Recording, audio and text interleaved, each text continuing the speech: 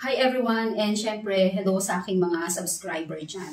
Ayan, so ngayon na lang uli ako nakapag-video kasi sobrang na-busy tayo doon sa kabilang social media platform, so alam niyo na yon.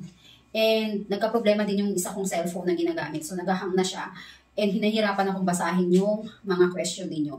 And then, inopen ko siya dito sa isa kong cellphone at yun nga, sabog yung mga question doon sa comment section ko. Sobrang dami talaga nagtatanong, guys. Yung iba naman nare-replyan ko, yung mga medyo madali lang at kayang sagutin through text. Pero minsan kasi may mga complicated na tanong na kailangan talagang may mga computation tayong ipapakita or example para at least mas maintindihan nila.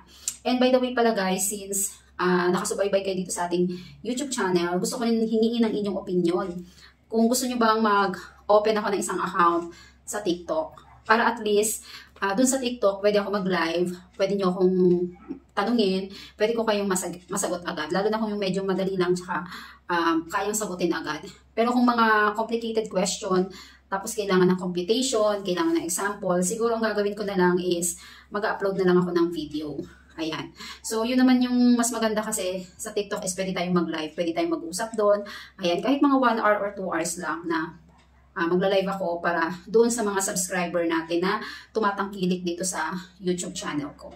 Ayan. So, hingin ko ang inyong opinion and hintayin ko yung inyong sagot dyan sa comment section. So, kung willing kayo, mag-comment lang kayo dyan, guys. And gagawa ako ng account sa TikTok para at least doon tayo mag-usap kung may mga question kayo at kung kaya ko namang sagutin. O, diba? So, yun ha, hintayin ko yung mga, mga comment ninyo kung okay lang ba sa inyo. Kasi, alam ko yung iba, wala pang mga TikTok account. Pero, mas mabilis kasi kay TikTok pwede tayong mag-live.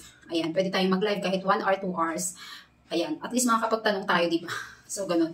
So, baka matulungan ko kayo sa ibang way. So, mag-comment lang kayo dyan kung gusto nyong mag-open tayo ng account kay TikTok para doon tayo makapag-live. Siyempre, mag-upload pa rin ako ng video. Pipilitin ko, guys. Although, sobrang busy ko talaga kasi ang dami ko rin inaasikaso, lalo na magpapasukan. Pero, subukan natin yan pag may free time tayo. So, yun lang. Thank you so much sa lahat ng nag-subscribe and sa mga magsasubscribe pa. Ayan, maraming salamat sa inyo. So, yun lang. Bye-bye!